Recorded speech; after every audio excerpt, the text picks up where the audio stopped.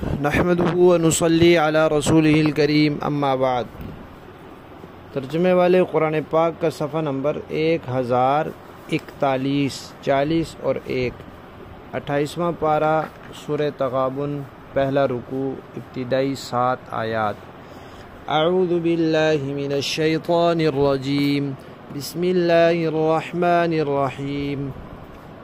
يسبح لله ما في السماوات وما في الأرض له الملك وله الحمد وهو على كل شيء قدير هو الذي خلقكم فمنكم كافر ومنكم مؤمن والله بما تعملون بصير خلق السماوات والأرض بالحق وصوركم فأحسن صوركم وإليه المصير يعلم ما في السماوات والأرض ويعلم ما تسرون وما تعلنون والله عليم بذات الصدور ألم يأتكم نبأ الذين كفروا من قبل فذاقوا وبال أمرهم ولهم عذاب أليم ذلك بأنه كانت تأتيهم رسلهم بالبينات فقالوا أبشر يهدوننا فكفروا وتولوا واستغنى الله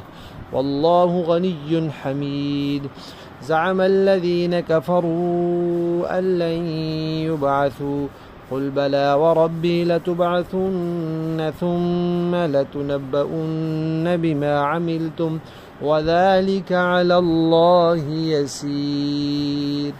صدق اللہ العظیم۔ سورت کا پچھلی سورت کے ساتھ ربط اور جوڑ اور اس سورت کے مضامین کا تذکرہ سورت کے تعارف میں ہو چکا ہے۔ سورت کے آغاز سے اللہ تبارک و تعالی فرما رہے ہیں کہ دیکھو آسمان اور زمین کی ہر چیز اللہ کی پاکی بیان کرتی ہے، اللہ کی بزرگی بیان کرتی ہے، اللہ کی تسبیح بیان کرتی ہے۔ جب ہر چیز کوئی زبان قال سے، کوئی زبان حال سے اللہ کی تسبیح بیان کرتی ہے تو انسان کیوں اس سے پیچھے رہے؟ پھر یہ کوئی ایسی بات نہیں ہے کہ اللہ کی تسبیح کر رہی ہے اور نہیں کرنی چاہیے۔ کیوں نہیں کرنی چاہیے؟ کرنی چاہیے اس لیے کہ بادشاہ ہے ہی وہ، اور تعریفیں ساری کی ساری اسی کے لیے، خوبیاں ساری کی ساری اسی کے لیے، اور طاقتیں قدرتیں ساری کی ساری اسی کے لیے۔ تو جب بادشاہ بھی وہ، تعریفوں اور خوبیوں والا بھی وہ، اور ہر چیز پر قدرت بھی اسی کی، تو پھر تسبیح بھی اسی کی۔ لیکن بڑے افسوس کی بات ہے، اللہ نے انسانوں کو پیدا کیا تو صحیح فطرت پر پیدا کیا، یعنی پہلے اللہ نے روحیں پیدا کی اور ان روحوں میں اپنی ربوبیت و وحدانیت کی پہچان رکھ دی کہ بھئی میں تمہارا رب ہوں اور بس میں ہی رب ہوں۔ یہ پہچان رکھ دی۔ یہ پہچان جب سب کو ہو گئی تو پھر اللہ نے ایک دفعہ پوچھ بھی لیا، جس کا قرآن پاک میں تذکرہ ہے، الست بربکم، کیا میں تمہارا رب نہیں ہوں؟ تو سب نے کہا بلا، کیوں نہیں؟ تو آج کل کی زبان میں اس کو کہتے ہیں پہلے سے پروگرام انسٹال کر دیا۔ تو انسٹال کر دیا پہلے سے۔ اب جب انسان دنیا میں آتا ہے تو اسی ربوبیت کی پہچان اور توحید کی پہچان لے کر پیدا ہوتا ہے۔ اسی کو حدیث شریف میں فرمایا کہ ہر بچہ فطرت پر پیدا ہوتا ہے، لیکن پھر اس کا ماحول، اس کے والدین، اس کے گھر بار، خاندان، قرب و جوار، یہ لوگ اس کو اپنے ماحول کی طرف راغب کرتے ہیں، اور وہ پھر اس ماحول کو اگر قبول کر لیتا ہے تو وہ یہودی ہو جاتا ہے، عیسائی ہو جاتا ہے، مجوسی ہو جاتا ہے، اور اگر نہیں کرتا تو اسی فطرت پر رہتا ہے۔ تو اللہ تعالیٰ فرماتے ہیں دیکھو اللہ نے تمہیں پیدا کیا تھا تو ہونا تو یہ چاہیے تھا کہ سارے کے سارے انسان اللہ کے فرما بردار ہوتے، اللہ کی تسبیح کرتے، اللہ کی پاکی بیان کرتے جیسا کہ باقی مخلوقات کر رہی ہیں۔ لیکن بڑے افسوس کی بات ہے، کچھ انسان مسلمان ہو گئے اور کچھ کافر رہ گئے۔ تو اللہ فرما رہے ہیں کہ اللہ تمہیں دیکھ رہے ہیں جو تم کر رہے ہو۔ اور اللہ نے اس دنیا کو پیدا ہی کیا تاکہ انسان اللہ کی عبادت کرے اور پھر اللہ سے اجر حاصل کرے۔ تو جو تم کر رہے ہو اللہ کے ہاں اس کا حساب ہے، اور اس حساب کے مطابق پھر تمہارے لیے جزا و سزا ہے۔ پھر یہ نہیں کہ اس نے صرف تمہیں پیدا کر دیا، اس نے آسمانوں کو بھی پیدا کیا، اس نے زمینوں کو بھی پیدا کیا، اور ٹھیک مقصد کی خاطر پیدا کیا، بے مقصد اور فضول نہیں پیدا کر دیا۔ پھر اس نے تمہیں اتنی خوبصورت صورتیں عطا کی، سارے حیوانات میں سب سے خوبصورت انسان ہے، اور انسان کو جو قوا اور جو صلاحیتیں حاصل ہیں وہ دوسرے حیوانات کو نہیں ہیں، لیکن ساتھ ہی یہ بتا دیا کہ لوٹ کر اللہ کی طرف جانا ہے۔ تو پھر ان خوبصورت صفات اور خوبصورت شکل و صورت کا حساب بھی تو دینا ہے، اور حساب لینے والا جو ہوتا ہے اس کو ہر چیز کا علم ہونا چاہیے، تبھی حساب لے سکتا ہے۔ تو اللہ کے علم کا تذکرہ کر دیا کہ جو کچھ آسمانوں میں، جو کچھ زمین میں ہے، سب اللہ جانتے ہیں۔ جو تم اعلانیہ کرتے ہو، جو پوشیدہ کرتے ہو، وہ بھی جانتے ہیں، اور جو ابھی تمہارے دل میں ہی خیال ہوتے ہیں، باہر نہیں نکالتے، اللہ ان کو بھی جانتے ہیں۔ تو دیکھو اللہ نے باقی مخلوقات کو ایک رخ والا بنایا ہے، ان کے پاس آزاد مرضی نہیں ہے۔ چاند ہے، سورج ہے، ستارے ہیں، ہوائیں ہیں، پانی ہے، یہ سب چیزیں ایک رخ والی ہیں۔ فرشتے بھی ایک رخ والے ہیں، صرف انسان اور جنات ہیں جن کو اللہ نے دو رخ والا بنایا اور ان کو آزاد مرضی دی ہے۔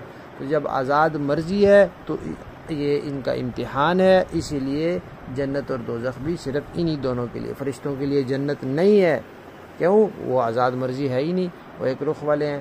تو اسی طرح باقی مخلوقات ہیں، چاند، تارے، ہوا، یہ بھی تو اللہ کی تسبیح کر رہے ہیں، ان کے لیے بھی جنت نہیں ہے، اس لیے کہ ان کے پاس آزاد مرضی نہیں ہے۔ پھر فرمایا کہ پچھلی جو قومیں گزری ہیں، کیا تمہارے پاس ان کی خبریں نہیں پہنچی؟ ان میں سے جو کافر ہو گئے تھے ان کے ساتھ کیا ہوا؟ انہوں نے اپنے معاملے کا وبال چکھا، اور ابھی ان کو اور بھی عذاب ملے گا۔ اچھا، کیوں انکار کرتے تھے وہ؟ ان کے پاس رسول آتے تھے کھلی نشانیاں لے کر، تو ان کے دل میں یہ بات نہیں بیٹھتی تھی کہ انسان بھی بھلا نبی ہو سکتا ہے، جیسے آج کل کے لوگ کہتے ہیں نبی بھی بھلا انسان ہو سکتا ہے۔ تو یہ مشرکانہ ذہنیت ہے کہ وہ سمجھتے ہیں کہ انہوں نے انسان تو تسلیم کیا ہوا تھا، نبی نہیں تسلیم کرتے تھے۔ آج کل کے لوگوں نے نبی تسلیم کیا تو انسان نہیں تسلیم کرتے، تو وہ بھی یہ سمجھتے تھے کہ جو انسان ہوتا ہے وہ نبی نہیں ہو سکتا۔ تو نبی اور انسان کی دو متضاد چیزیں۔ آج کل کے لوگ بھی یہ سمجھتے ہیں کہ جو نبی ہے وہ انسان نہیں ہو سکتا، تو یہ بھی یہی سمجھتے ہیں کہ نبی اور انسان دو متضاد چیزیں ہیں۔ تو اللہ فرماتے ہیں نہیں، پہلا انسان ہی پہلا نبی تھا، اور باقی سارے نبی اس کی اولاد میں سے، تو جب ہیں ہی ان کی اولاد میں سے تو پھر سب نبی بشر اور انسان ہیں۔ تو اس لیے فرمایا کہ وہ یہ کہتے تھے کہ یہ بشر ہے، ہاں یہ بشر ہو کر، انسان ہو کر ہی ہماری رہنمائی کرے گا، ہماری رہنمائی کے لیے تو کوئی فرشتہ ہونا چاہیے۔ تو انہوں نے کفر کیا اور رخ پھیر لیا اور تکبر کیا۔ تو اللہ تعالیٰ تو بے پرواہ ہیں، اللہ تو خود تعریفوں والے ہیں، ساری دنیا اللہ کی تعریفیں کرے، اللہ کی شان میں فرق نہیں آتا، ساری دنیا اللہ کی مخالفت کرے اللہ کی شان میں، پھر بھی کوئی فرق نہیں آتا۔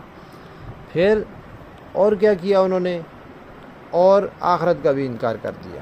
انہوں نے کہا کہ دوبارہ کوئی زندگی نہیں، ہرگز نہیں اٹھائے جائیں گے۔ اللہ تعالیٰ نے قسم کھا کر فرمایا کیوں نہیں، ضرور بھی ضرور تم سب کے سب اٹھائے جاؤ گے، پھر اللہ تمہیں بتائیں گے جو تم نے کام کیے دنیا میں۔ اور تم یہ سمجھتے ہو کہ یہ کوئی مشکل کام ہے، اللہ کے لیے اس میں کوئی مشکل نہیں ہے۔ لفظی معنی دیکھیے، یسبح پاکیزگی بیان کرتی ہے، للہ اللہ کی، ما فی السماوات ہر وہ چیز جو آسمانوں میں ہے، وما فی الارض اور ہر وہ چیز جو زمین میں ہے، لہ الملک اسی کے لیے بادشاہت ہے، ولہ الحمد اسی کے لیے سب تعریفیں ہیں، وہوا اور وہی علی کل شیء قدیر ہر چیز پر پوری قدرت رکھنے والا ہے۔ هو الذی وہی ہے جس نے خلق پیدا کیا، کم تمہیں، فمنکم پس تم میں سے کچھ کافر ہیں، ومنکم اور تم میں سے کچھ مؤمن مومن ہیں، واللہ اور اللہ بما تعملون جو تم کر رہے ہو بصیر دیکھ رہا ہے۔ خلق السماوات پیدا کیا اس نے آسمانوں کو، والارض اور زمین کو، بالحق ٹھیک ٹھیک مقصد کی خاطر، وصورکم اور تمہارا نقشہ بنایا، تمہاری صورتیں بنائی، فاحسن صورکم تو بہت اچھی صورتیں عطا کی تمہیں، والیہ المصیر اسی کی طرف لوٹ کر جانا ہے، یعلم جانتا ہے، ما فی السماوات جو کچھ آسمانوں میں ہے، والارض جو کچھ زمین میں ہے، ویعلم اور جانتا ہے، ما تسرون جو تم چھپاتے ہو، وما تعلنون جو تم ظاہر کرتے ہو، واللہ علیم بذات الصدور اور اللہ جاننے والا ہے سینوں کی باتوں کو یعنی دلوں کے بھید کو۔ الم یاتکم کیا نہیں آئی تمہارے پاس، نبأ خبر، الذین ان لوگوں کی، کفروا جنہوں نے کفر کیا، من قبل اس سے پہلے یعنی مکہ والوں سے پہلے، فذاقوا تو انہوں نے چکھ لیا، وبال امرہم اپنے معاملے کا، ولہم اور ان کے لیے عذاب عذاب ہے، علیم دردناک، ذالک یہ اس لیے بأنہ کہ وہ لوگ کانت تھے، تأتیہم آتے ان کے پاس، رسلہم ان کے رسول، بالبینات واضح نشانیوں کے ساتھ، فقالو تو لوگ کہتے، بشرن کیا ایک بشر، یہدوننا ہمیں ہدایت دے گا، ہماری رہنمائی کرے گا، فکفروا انہوں نے کفر کیا، وتولوا اور منہ موڑ لیا، واستغنى اللہ تو اللہ نے بھی ان سے بے نیازی فرمائی، اللہ اور اللہ غنی بے نیاز ہے، حمید بذات خود تعریفوں والا ہے۔ زعم گمان کیا، الذین ان لوگوں نے، کفروا جو کافر ہوئے، کس بات کا، اس بات کا گمان کہ لن یبعثوا وہ ہرگز نہیں دوبارہ زندہ کیے جائیں گے، قل فرما دیجئے بلا کیوں نہیں، وربی میرے رب کی قسم، لتبعثن ضرور تم اٹھائے جاؤ گے، ثم پھر لتنبؤن پھر تمہیں بتلایا جائے گا، بما عملتم جو کچھ تم کرتے رہے، وذالک اور یہ علی اللہ اللہ پر، یسیر آسان ہے یعنی اللہ کے لیے تو معمولی بات ہے۔ با محاورہ دیکھیں گے، یسبح للہ ما فی السماوات وما فی الارض له الملک وله الحمد وهو على كل شیء قدیر، آسمانوں اور زمین میں جو چیز بھی ہے وہ اللہ کی تسبیح کرتی ہے اور بادشاہی اسی کی ہے اور تعریف اسی کی، اور وہ ہر چیز پر پوری قدرت رکھتا ہے، هو الذی خلقکم فمنکم کافر ومنکم مؤمن واللہ بما تعملون بصیر، وہی ہے جس نے تمہیں پیدا کیا، پھر تم میں سے کوئی کافر ہے اور کوئی مومن، اور جو کچھ تم کرتے ہو اللہ اسے خوب دیکھتا ہے، خلق السماوات والارض بالحق وصورکم فاحسن صورکم والیہ المصیر، اس نے آسمانوں اور زمین کو برحق پیدا کیا ہے اور تمہاری صورتیں بنائی ہیں اور تمہاری صورتیں اچھی بنائی ہیں، اور اسی کی طرف آخر کار سب کو پلٹ کر جانا ہے، یعلم ما فی السماوات والارض ویعلم ما تسرون وما تعلنون واللہ علیم بذات الصدور، آسمان اور زمین میں جو کچھ ہے وہ اسے جانتا ہے، اور جو کچھ تم چھپ کر کرتے ہو اور جو کچھ کھلم کھلا کرتے ہو اس کا بھی اسے پورا علم ہے، اور اللہ دلوں کی باتوں تک کا خوب جاننے والا ہے۔ أَلَمْ يَأْتِكُمْ نَبَأُ الَّذِينَ كَفَرُوا مِن قَبْلُ فَذَاقُوا وَبَالَ أَمْرِهِمْ وَلَهُمْ عَذَابٌ أَلِيمٌ، کیا تمہارے پاس ان لوگوں کے واقعات نہیں پہنچے جنہوں نے پہلے کفر اختیار کیا تھا، پھر اپنے کاموں کا وبال چکھا، اور آئندہ ان کے حصے میں ایک دردناک عذاب ہے، ذَلِكَ بِأَنَّهُ كَانَتْ تَأْتِيهِمْ رُسُلُهُم بِالْبَيِّنَاتِ فَقَالُوا أَبَشَرٌ يَهْدُونَنَا فَكَفَرُوا وَتَوَلَّوْا وَاسْتَغْنَى اللَّهُ وَاللَّهُ غَنِيٌّ حَمِيدٌ، یہ سب کچھ اس لیے ہوا کہ ان کے پاس ان کے پیغمبر روشن دلائل لے کر آتے تھے تو وہ کہتے تھے کیا ہم جیسے انسان ہیں جو ہمیں ہدایت دیں گے، غرض انہوں نے کفر اختیار کیا، منہ موڑا تو اللہ نے بھی بے نیازی برتی، اور اللہ بالکل بے نیاز ہے، بذات خود قابل تعریف۔ زعم الذین کفروا ان لن یبعثوا قل بلا وربی لتبعثن ثم لتنبؤن بما عملتم وذلك على اللہ یسیر، جن لوگوں نے کفر اپنا لیا ہے وہ یہ دعویٰ کرتے ہیں کہ انہیں کبھی دوبارہ زندہ نہیں کیا جائے گا۔